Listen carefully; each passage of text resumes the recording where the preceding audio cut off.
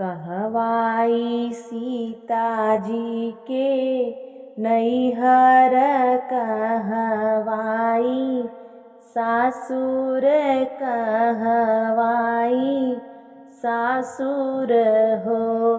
सिया रानी कावने बिरिछ तरे बैठई त भजईना रायन त भजईना रायन हो।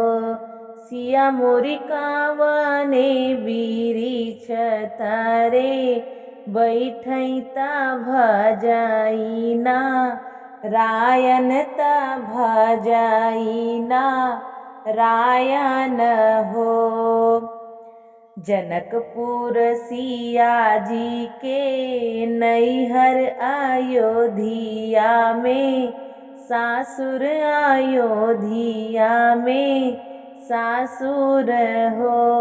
सिया रानी तुलसी बिरिछ तरे बैठई त भजईना रायन त भजईना रायन हो। के कर हई सिया रानी बिटिया त के कर तोहिया त के कर तोहियाई हो। सिया रानी कावने पुरुषवा के नारी त भजईना रायन त भजईना रायन हो। सिया रानी कावने पुरुषवा के नारी त भजईना रायन त भजईना रायन हो। राजा जनक जी का बिटिया त दशरथ तोहिया त दशरथ तोहियाई हो। सिया रानी राम पुरुषवा के नारी त भजईना रायन त भजईना रायन हो। सिया रानी राम पुरुषवा के नारी त भजईना रायन त भजईना रायन हो। के हाय सिया माई के देवर त के हाय सेवक त के हाय सेवक हो। सिया रानी कावने ललनवा के मैया त भजईना रायन त भजईना रायन हो।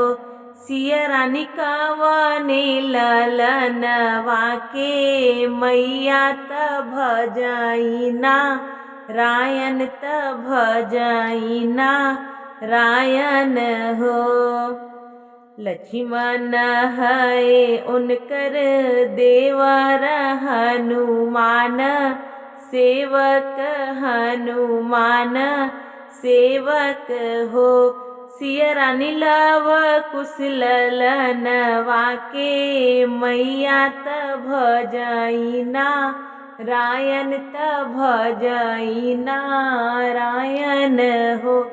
सिया रानी लव कुश ललनवा के मैया त भजईना रायन त भजईना रायन हो।